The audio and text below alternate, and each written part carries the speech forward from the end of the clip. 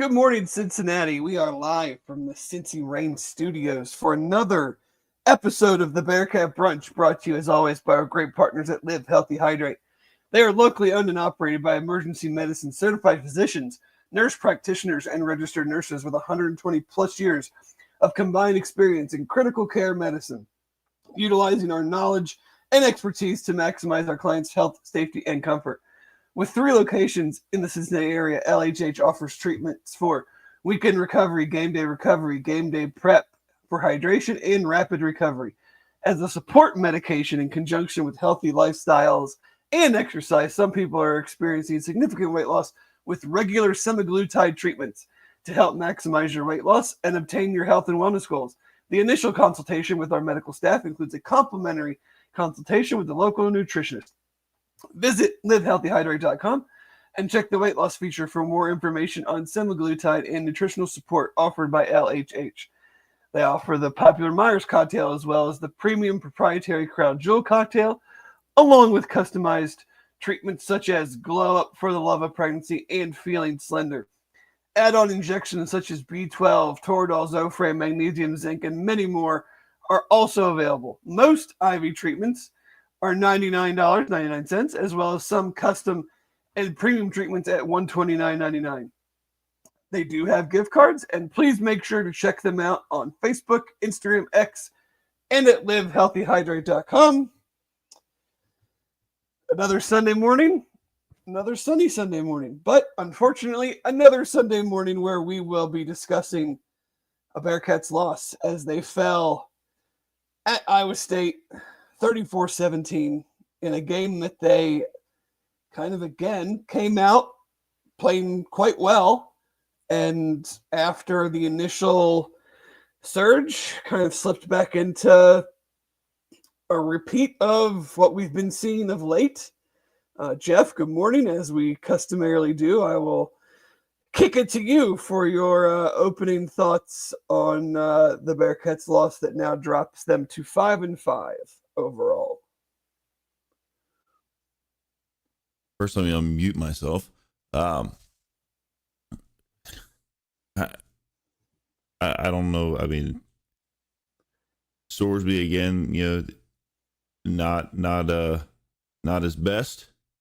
And I think he would say that. I think he did say that after the game that he's got to be better at getting the ball into the hands of the guys that the big time playmakers. I think is what the way he phrased it. So again, we talked about it 2 weeks ago. Talked about it the week before. You've got to have better quarterback play, more consistent quarterback play, I guess, is really the way to put that. Special teams, like the coverage on punts, just is like non-existent. You also can't have a 17-yard punt come down to the end of the half, and once again, you punt the ball away after you get the ball back, and you've got a chance again. Like your defense, the entire first half is playing their tails off. I think Aaron at halftime last night when we were texting back and forth said the defense is playing borderline great, and your offense isn't taking advantage of it.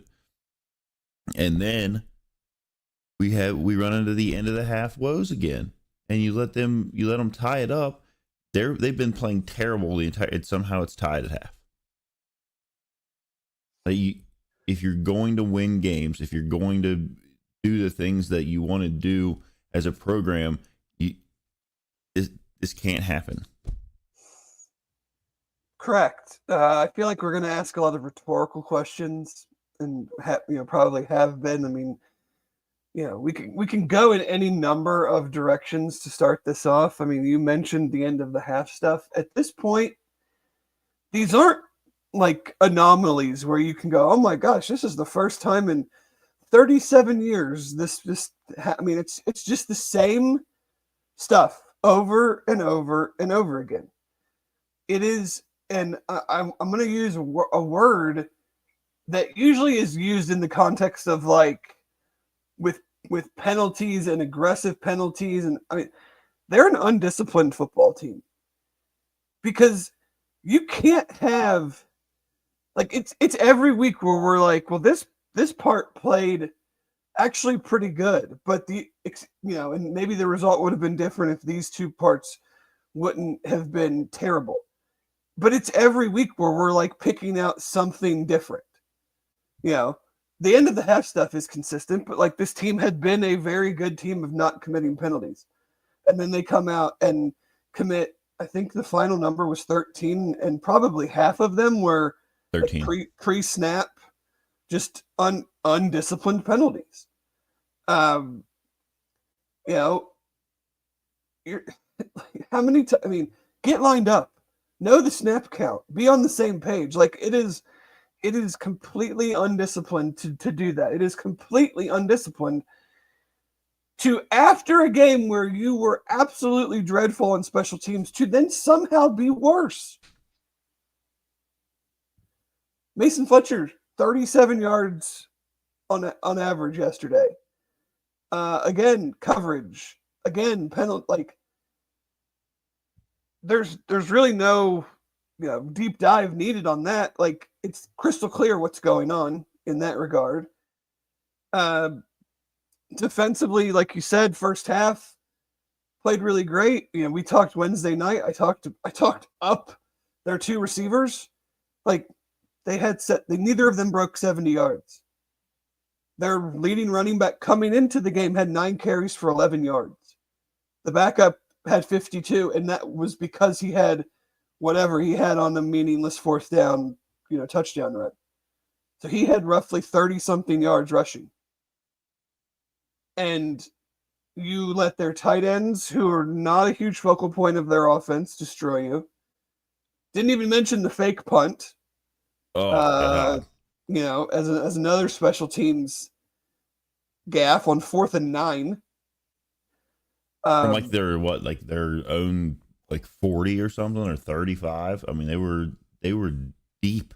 So the defense. You had the not goofy play. I mean, Rocco Beck made a great play on the bad snap and run, but like the only thing I will say, the defense did play well, but they were 7 for 16 on 3rd down and 3 for 3 on 4th down. So you essentially give up 50-something% on 3rd and 4th down, which is not good. But like the last couple of weeks, the offense and special teams are asking the defense to be like, whatever great defense in the country you've seen over the last 5 years, and we knew that was not the case. So you're asking them to, and they did just a great job against the run, all told, for pretty much the entire game. And you essentially waste another effort in the first half where I don't know if the ball slipped, I don't know what happened, but just Sorsby just airmails it, prior on what would have been a touchdown. I mean, there was nobody over there. No one was catching him. Yeah, and then there was another play a little bit later that Sorsby had Hendo. I mean, there was nobody within 10 yards of him, yeah. And he ended up, I think he tried to dump it off on a little screen pass again and overthrew. Oh no, it was the one where he threw the ball short on the outside, maybe. But they somehow, well, they script the first 10-15 plays about as good as anybody in the country. Yeah. And then it's the next 50 to 60 that go nowhere. So I don't understand how you just can't get the ball to your playmakers anymore. I mean, it's like Joe Royer has become non-existent. I mean, all of them. I think Joe Royer and Henderson had 3 catches yesterday. Yeah, I mean, Tony Johnson had 3, Hendo had 1, Royer had 2. I don't know if Mays even had a target. But we knew their pass defense was good, and we ran the ball. Sorsby ran the ball well outside of a fumble. Kind of ran the ball well. I mean, it's not like I can sit here and say, well, they shouldn't have thrown so much. They threw the ball 15 times. Or 18 times or something like that. 10 for 18 for 66 yards. So, part of me understands it, but then, it's going backwards. Special teams is going backwards. How you just go from going right down the field. The first 2 drives last week, obviously, Sorsby had the interception the beginning of this game, and then it's just totally different approach. I mean, the number that I have is 9.8, and that's points per game in Big 12 play in the second half. Like, you're not scoring 10 points in Big 12 play in the second half. Well, that's why you've lost the last 3 games the way that you have. I guess the Texas Tech game, I don't know how many points they scored in the second half of that one. Season high, 17. Okay. So they're very rapidly approaching what could be the disastrous end of the season that I don't think anybody thought had really, going into the Colorado game, if you told me that they were gonna, because Kansas State and TCU were not. TCU's been playing better. I don't know what they did yesterday. Kansas State is a mess right now, but so are we. Well,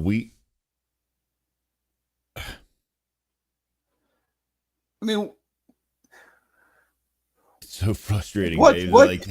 You have to be able to score. You have to be able to score to win games. You can't score 10 points in the second half and think you're going to win games. Yeah, I didn't see obviously, they don't show, you don't see the entire field or whatever on the broadcast. So it was kind of surprising to me that it did seem like nobody was getting open, but you I don't know. It just, when guys did, I think, if you want to say that, so let's say guys are getting totally blanketed and there's nowhere to go with the ball.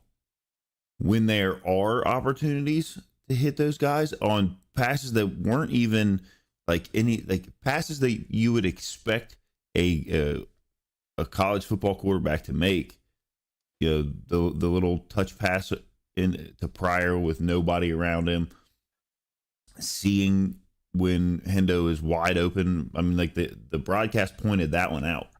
Those are throws he's made countless times. It's not right. It's the consistency of being able to make them that is it's getting slightly concerning. I'd say maybe a little more than slightly concerning. Yeah, I think there's very little confidence in the passing game right now. Josh mentions Sat talking about they dropped 8 a lot. So a defense does something that every defense does, and we just don't have any. We're just throw our hands up. Nothing we can do, guys. They dropped 8. Well, if nobody they were does that, 8, we can't. We have no idea. They were dropping 8, but somehow they had 8 dudes at the line of scrimmage to blow up every screenplay that we were trying to run, or every little behind the scrimmage toss and Yeah. So, Richie, I think that's kind of what we're trying to figure. I don't know that he's scared throwing as much as when he decides to some of the, and he said it afterwards, he's got to do a better job of getting but it's pretty obvious at this point that's what you got to do, and we couldn't see I don't know, they don't put out an all 22 version of the college thing to be able to tell how much or Well, how little our in this receivers are game in getting open. particular, I would venture to say the guys had a problem Getting it. getting open, but that because Iowa State has a really good secondary, and I mean, we talked about they have 14 interceptions and they are giving up 150 yards passing a game. Like, yeah, guys are everybody has pretty much had a hard time getting open against them, but that's why when you have the opportunities, when they do bust a coverage or whatever, like you can't airmail a screen pass. But there also has to be like I said, you can't just throw your hands up and say, "Oh well, they're dropping 8. What are we gonna do?" You got nothing else. You got no other pitches. You know, it's the plan of what come. I mean, and that's the thing that I think is becoming evident is the initial plan works. Okay, when the defense does whatever they do to try to take away the initial plan, our next plan is non-existent. They certainly can't do whatever their next plan is. It goes absolutely haywire. Like they don't, and it's been like that for a while. And the penalties are were a huge part of that yesterday because you're starting to felt like they started every drive at either 1st and 15, 2nd and 13. So I mean, they kind of reminded me a little bit of Colorado on a lot of those though, because they were like, it'd be like they'd start off and they start moving down the field a little bit, and then it was like all of a sudden, it's like 3rd and 11, 3rd and whatever, and like, but then they're picking it up or they're getting down to a 4th and 1 opportunity. Like you just can't throw yourself totally off kilter and be scrambling to try to get back on track when you should just be on track as you're moving down the field. Because you were on the first drive. I mean, the first drive was 10 plays, 75 yards. It took 5 minutes. And they did convert the 1 4th and 1, but it was like really probably, I don't know, I thought it was probably closer to 4th and inches, whatever. But like you're pretty well on track. And that was after a 3rd and 15. That Sorsby picked up 14 yards. So even on that first drive, you've got that going on. But then after that, they rolled right down the field. They kind of got their feet back under them, whatever. They rolled down the field, and then it was, punt. Then they get the field goal where they got backed up. They were 1st and 15 once they got down to the 20.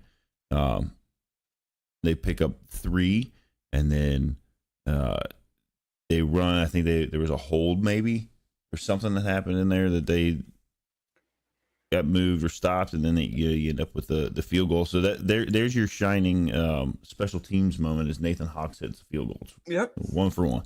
Good to see that. But then you're 3 and out. Another set of penalties here. You get to 3rd and 4. You pick up like a false start, so you move back to 3rd and 9. Then you throw a ball and miss it.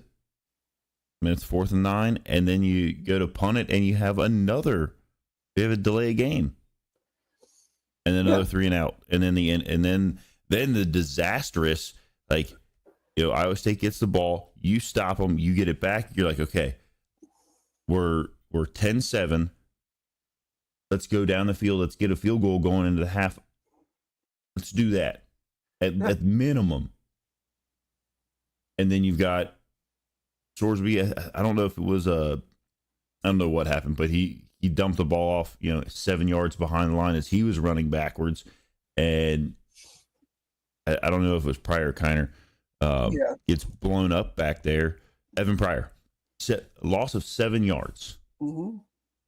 He dumps the ball, and there's like 2 linebackers and a lineman that are back there in the back. I mean, it had nowhere to go, and so you start that one off from 1st and 10 to 2nd and 17, and you're way down by your own end zone.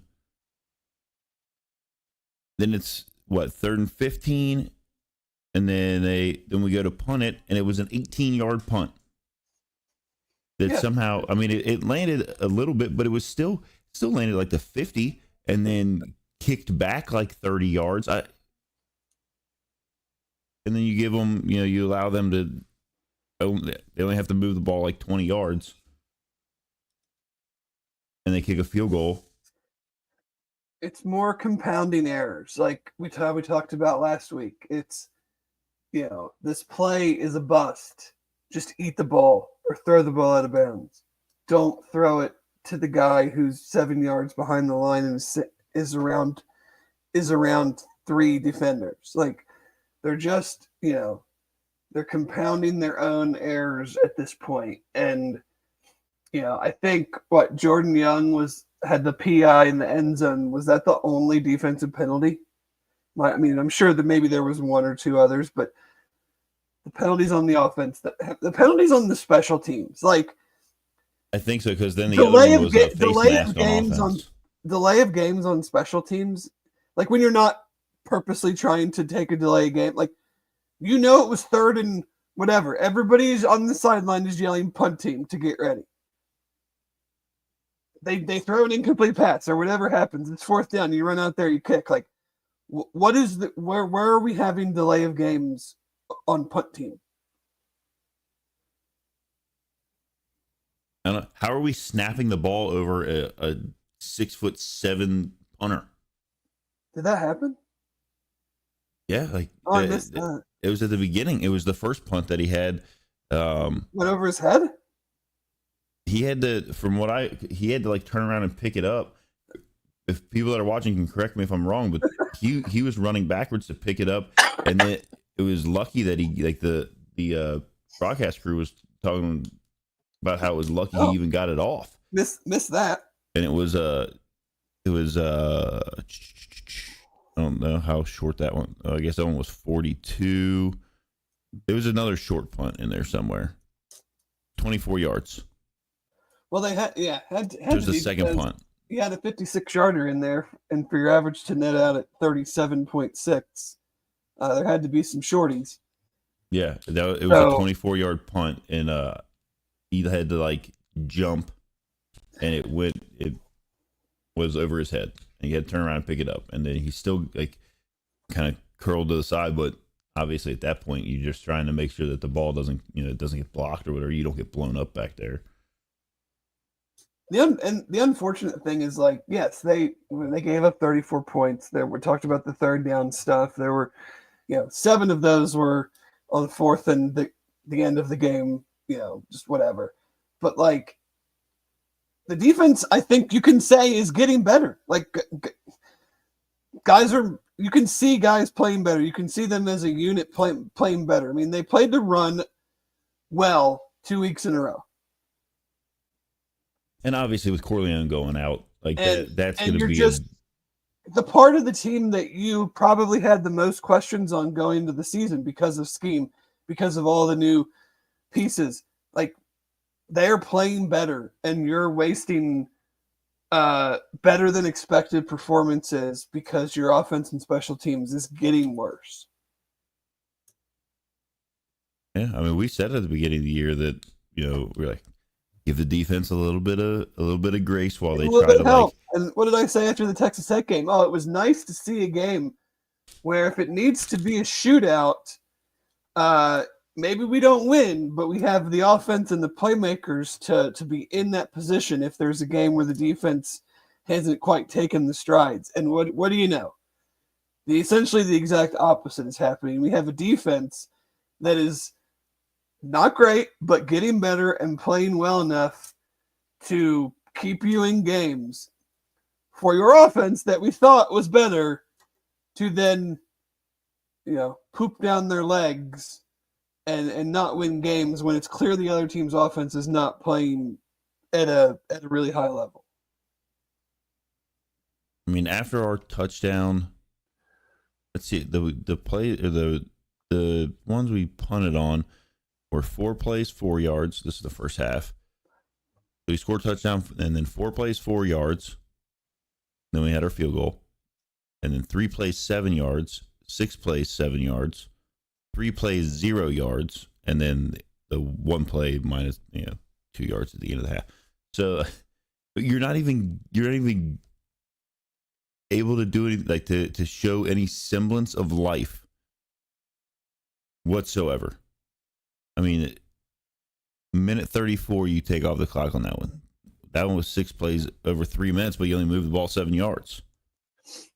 There's probably some penalties in there, and then again, there were some ones where like the first half, I think we stopped them on 5 of 6 third downs in the first half, to get the ball back, and then again they were allowing big plays on third and long, whether it was to set up a 4th and short, right, or to score a touchdown, essentially. I mean, to score points. So, those are keys that we've talked about. Need more consistent quarterback play and better special teams. And then, like, I don't really like to pick on the defense because I thought they played really well, but those like 3rd and long plays, you gotta get off the field there. Yeah, they did a good job getting off the field for most of the game. So, like, at some point, it's got to be complimentary football. They still have their issues, and they 7 for 16 on 3rd down, and there were plays that they could have made that they didn't make. But like, they didn't lose this game because of they didn't lose last week's game because of the defense. There weren't missed tackles. There weren't guys running wide open down the middle of the field catching touchdown passes. Like, you held the two best receivers, I think, in the conference. Each had 6 catches, neither of them had 70 yards. Now, they were able to then go to other targets, but, you held a team that has 3 running backs averaging over 5 yards a carry. You held one of them to less than a yard a carry, essentially. The other one didn't do much outside of a 23-yard or 20-something yard touchdown. 27-yard. Sama had that 27-yarder at the end of the game. Otherwise, what is he at? He's at like 27 yards or something, 28 yards. Yeah. You gave your offense and special teams a chance. And the special teams had been... See, that's the thing, too, is outside of the missed field goals, like, they were doing a really good job at not giving up the hidden yardage in covering kicks, and then that has gone haywire. I know I've said it multiple times. Middle of the season, number 1 or number 2 in the country in starting field position. That's certainly changed. I mean, last week they started almost every drive inside their own, like their own 20. So, changes, I don't know. Can you, will you? Not for me to decide, but, the trends suggest there need to be some. Looking ahead, Kansas State lost again at home to Arizona State, have lost 3 in a row, but so have we. So we're going on the road again. Somebody's going to get right. Do you have confidence it's going to be UC on the road when they, again, can't score 10 points in the second half on average in Big 12 games? And then I don't have a lot of confidence in anything. No, right now. I don't actually, I have confidence in the defense playing pretty good. Yeah. And hopefully, I didn't see whatever it ended up being for Corleone. I know he walked off. Anything. He was walking to the back. I think it was probably more just couldn't go yesterday. I mean, so you have that, and then a team that wants to throw it and is playing better. Last home game, we'll see. They play Arizona before us, so I don't think that's gonna give them. We'll see. TCU's not great, but Arizona's certainly not playing good either at this point. So you are staring right down the barrel of the scenario that we said could not happen. I was gonna say when we were coming into after Colorado, we were like, look, you've got to win the West Virginia game, get the whole bowl, whatever, right, get that off your back so that you can just play. And now you've lost there, you lost Iowa State. Now you have to go to Kansas State, which, whatever, for all their problems, like you said, it's still a game on the road at night, which always is. And you're scoring less than 10 points in the second half. So you're going to be able to do anything there. And then you got TCU, who has been kind of on they've been playing better. We said that a couple weeks ago that, TCU's been playing better, and that's not really the one that you want to be looking at to try to make a bowl where you could end up 5-7 and right there, M.Dot 5-7 it is. He's already called it that, and I can't say that you're wrong. I mean, they going into the Colorado game, they still had a fairly, like, look at the trajectories of these teams, right? Like, they had the same conference record going into that game. Yeah. And Colorado has continued this way. And obviously, like, there are other factors. Like, this isn't just like a thing, but like, still, like, you were in the same situation conference record wise, obviously with the same number of games left in the conference, and Colorado is right now sitting at 6-1 in the conference, and likely probably going to end up in the conference championship game, and Cincinnati is just like a rock. Well, I mean, yeah, and it's hard to do the game comparisons here and there, but I mean, it's impossible to sit there, and I know I'm not alone, as I watched the first half of the Baylor-West Virginia game yesterday. And Baylor's quarterback, Sawyer Robertson, who, is he better? Who's better, him or Sorsby? I don't know. Flip a coin. Their wide receivers, are they better than ours? I don't know. Flip a coin. Their running backs, are they better than ours? I don't know. Flip a coin. Like, it's not, it's not obvious one way or the other. And he starts the game 13 for 13 for 196 yards and 3 touchdowns. They put up 35 points in the first half. West Virginia could not stop them through the air, on the ground, on land, on sea, under, in tunnels. Under the ground. It didn't matter. And I'm just like, so you're telling me that West Virginia's pass defense still stinks? Like it had in all the other games before UC and in the game after UC? So, what are you supposed to think then? Like, the thing that was bad all year has been bad all year, except that one time it wasn't. And it's incredibly frustrating, Dave. Because we started the season, and you're like, I mean, we've always said it. Your expectations can ebb and flow, and sure. and right now they're nowhere near where they were 3 weeks ago. No. Do you have anything else on this game? Other than let's put it behind us. And before we move on, I do need to make a correction from earlier. Aaron let me know that I misspoke.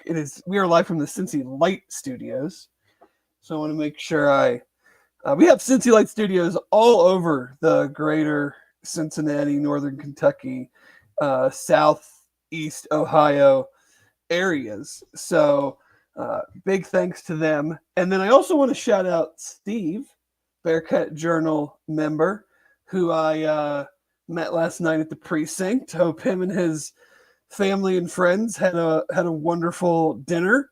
So it was nice to run into other Bearcat Journal fans out in the wild. So, but we will leave this week's game in the past, and we will move on. And that segment talking about the Bearcats' 34-17 loss to Iowa State is brought to you by Royal Links Golf Tours. Have you always wanted to play golf at St. Andrews? Have you ever had that perfect pint of Guinness in Ireland? Well, now you can, thanks to Royal Links Golf Tours. They are a golf tour specialist offering unforgettable golf experiences to Scotland, England, Ireland, and Wales. Their custom itineraries are more than golf trips. They are immersive cultural and country experiences that will surprise and delight you both on and off the course. Royal Links Golf Tours is owned by former Bearcat quarterback Hayden Moore and his partner, UC alum Jeff Bartholomew. If you'd like to play St. Andrews or Ballybunion or enjoy that perfect pint in Ireland. Visit their website at royallinksgolftours.com or call them directly at 770-331-1525. I would, and I'm sure many other Bearcat fans would enjoy that perfect pint right about now, even at 10:11 on a Sunday morning.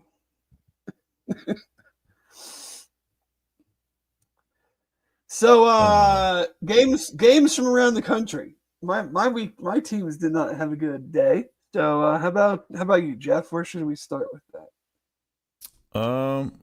Well, our old buddy up in Wisconsin gave Oregon Gave him a scare. A run for their money. Gave him a scare, huh? I did not see a snap of that one with the Bearcats in the balls. So yeah, I was at my brother's wedding all day yesterday, so there wasn't a whole lot of extra outside things that we were able to do. It was a little bit of a madhouse. Wedding turned out great though, so that's all that matters. That's right.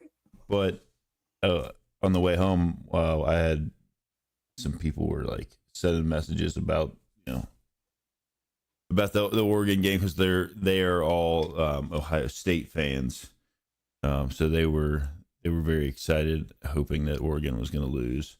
Yeah, and that did not end up happening because I told them, I said just wait, there'll be some kind of blunder at the end, and it sounds like there was some kind of something at the end that caused that one to get frittered away. Then Ohio State thumped Northwestern at Wrigley Field, which was an interesting. I mean, Northwestern has been playing football at some like between their home stadium being like on the end of a pier, and yes, they had the makeshift stadium that I never really caught why they couldn't just have all their home games there. Maybe it got too windy or something at this point in the season. I don't know. It's probably not safe to sit on the any other bleachers. Home games they have the rest of the year at Wrigley. I don't know if they have one or what they have the rest of the year, but yeah, they scored, take a 7-0 lead, and then didn't smell the end zone the rest of the game. Trying to think if we're staying in the Big Ten. Nebraska is UC and Nebraska are doing the how many games can we lose when we're bowl eligible and then not make a bowl? They were in the same boat. They've lost 3 in a row, I think. No, 4 in a row. They were actually 5-1 and have now lost 4 in a row and have to beat either Wisconsin or Iowa to be bowl eligible. No, Iowa didn't play this week, but Iowa's been putting up numbers. I can't believe the move to Daniel Holgorsen as offensive coordinator when he's been on staff for 1 week didn't generate more than 20 points.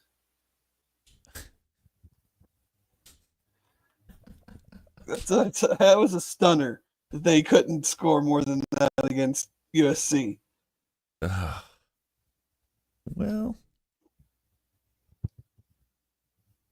this is what you got there. Then you had Alabama played I think these SEC teams outside of the Tennessee-Georgia game. SoCon Saturday for most of the SEC. I think they played Mercer.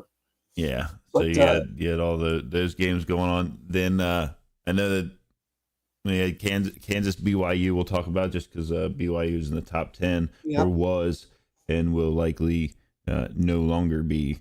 That was a Vegas knows something line. That was a BYU minus 2.5 going into that game, and Kansas had lost 5 games by 1 score.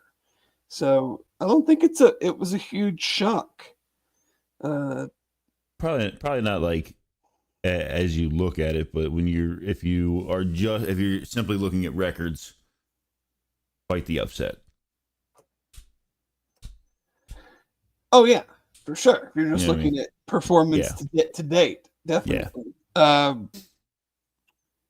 Purdue didn't do anything against Penn State. Well, Purdue's not going to do anything against anybody. That's not true. I would like to see a Purdue versus your favorite MAC team, the Kent State, the Golden Flashes or whatever. Flash. They also they lost again. Well, yeah, just in of course case they anybody's did. following that saga from the start of the season. Dave's like 2 weeks away from being you know, I think they've actually covered a couple games. I think they've actually covered a few, but you had a couple crazy ones. You had Missouri, South Carolina. If you got that was kind of an off the radar one. I did call that one out on the 6-pack, and that ended up back and forth till the very end. Missouri scores to take the lead with I think under a minute left. South Carolina goes right down the field, scores a touchdown with 20 seconds left to win 34-31 or 34-30, which puts them. I mean, they're certainly on the fringes of the playoff. They get Clemson the last game of the year, which is they're 21st now. I'm sure they'll move up. They're right there. Tennessee loses at Georgia in a game that will frustrate me as a Tennessee fan for a long time because we got out-coached by Mike Bobo, which is not something you want to have to say. Carson Beck, who had been pretty much awful for the last 6 weeks, had quite a good game for the Dogs and didn't really see that one coming against a Tennessee defense that's been pretty awesome. He threw all of his interceptions the last few weeks, and I guess so. Got him out of his system.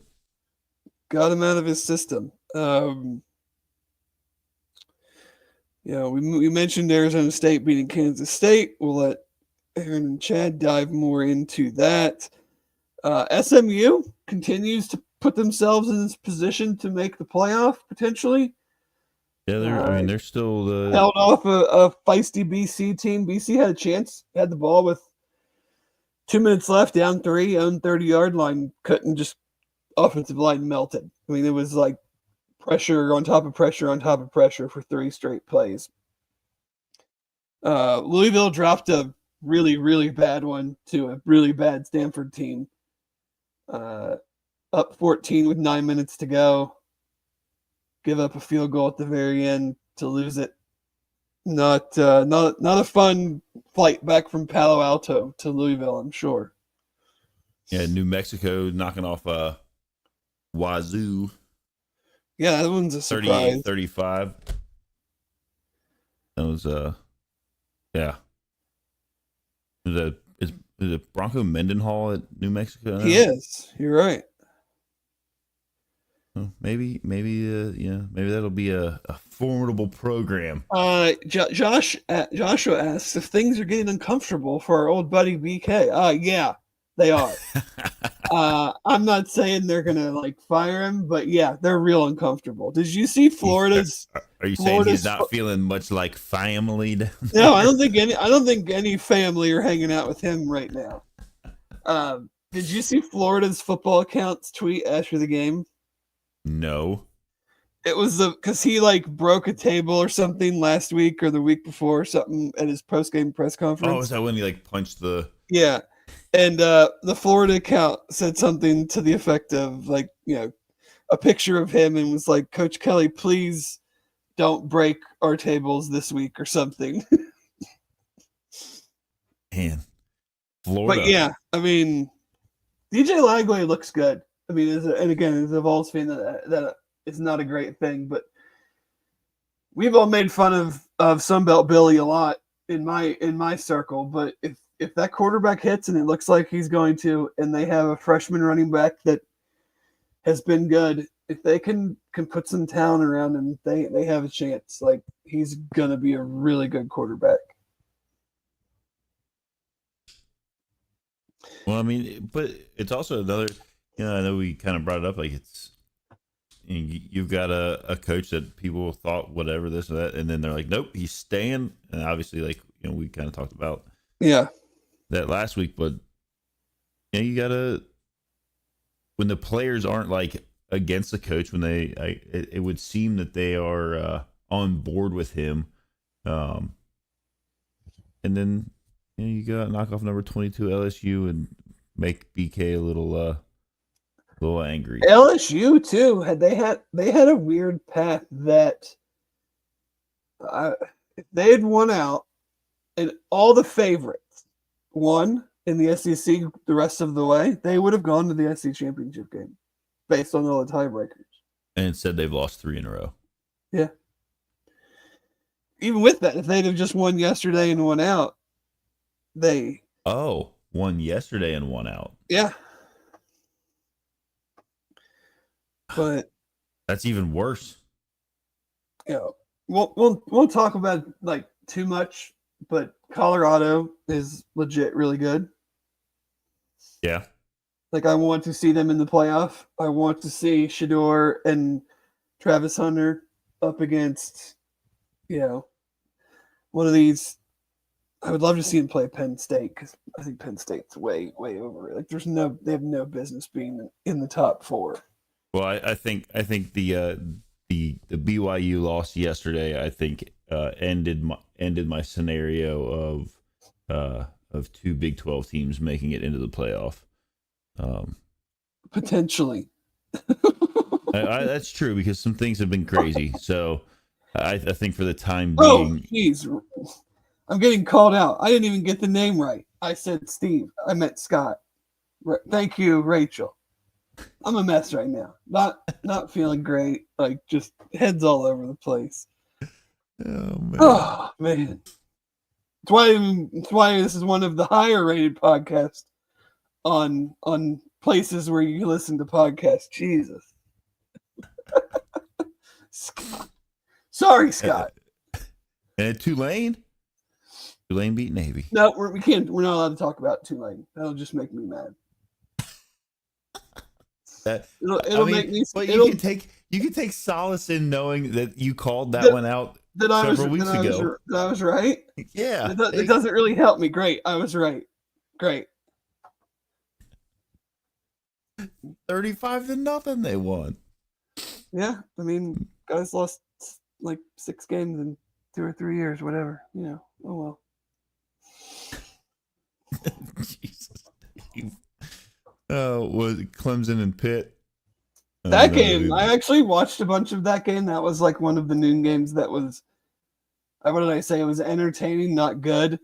There was a sequence.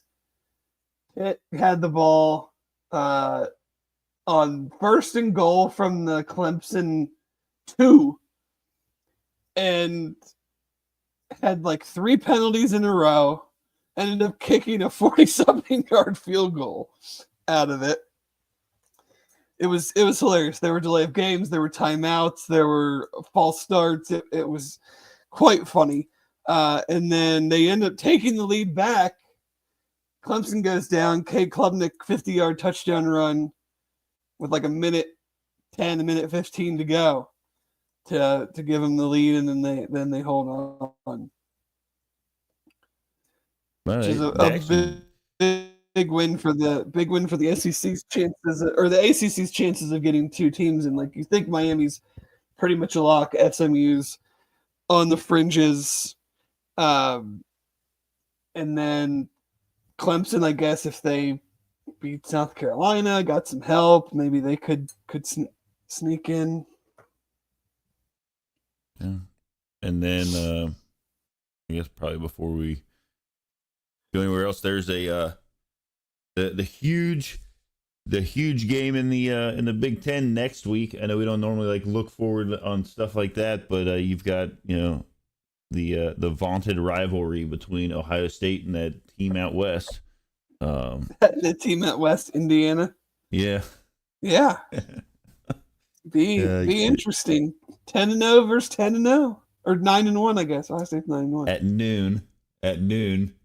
If that game, and I understand whatever time slots or this that, like these networks have where they got to fill in their prime time, their best game. Ohio State fans are just as mad as UC fans. They're gonna end with, I think I heard on the radio yesterday, 6 noon games in a row to end the season. They keep saying like leave big noon kickoff or who like stop, like don't come here, like stop coming here. Let us just play at nighttime. It's what happens when you have a huge popular fan base. Like when there's not a marquee game to put on big noon kickoff, they just go, well, we'll just put Ohio State on because we know 2 million people will watch. Yeah, absolutely. And so, yeah, like so I saw somebody like tweeted out a picture of the stadium at nighttime because it can light up all red or whatever. And they're like, our stadium can do this. Like they don't care.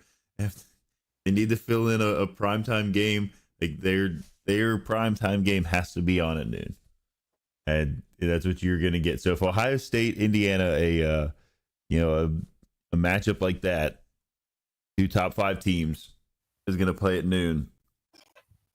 We are never getting another nip at night.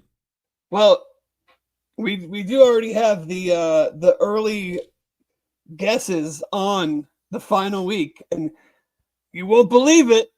Projections have Cincinnati TCU noon ESPN2, which honestly, perfect. Yeah, just let's have it, get it out of the way.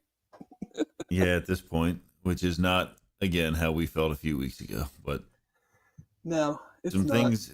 Hopefully, there's some improvement over these last 2 weeks in the other areas. And like if they just play average in the other areas with the defense playing the way that they've been playing, like not that they're like world beaters, but they've been playing well enough to win games if there's some complimentary football going on.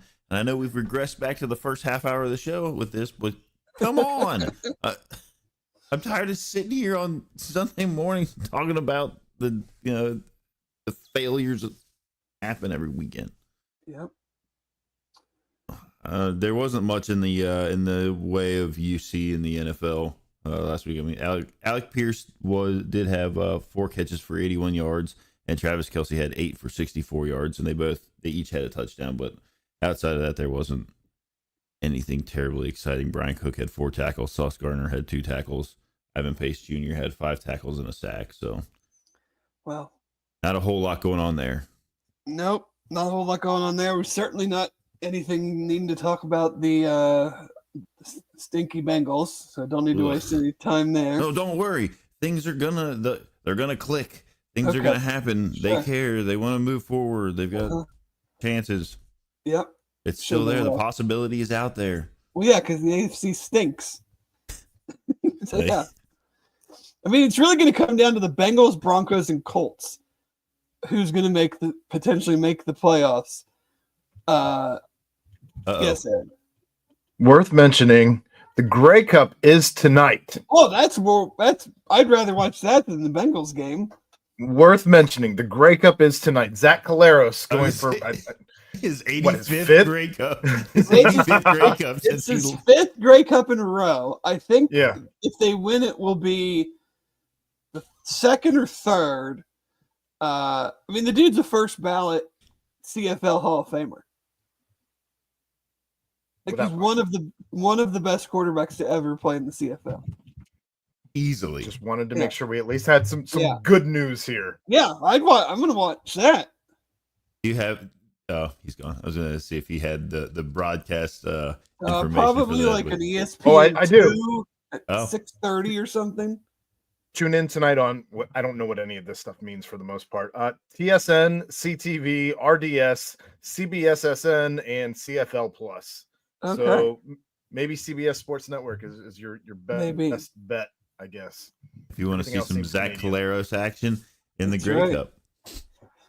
That's right. Oh, man.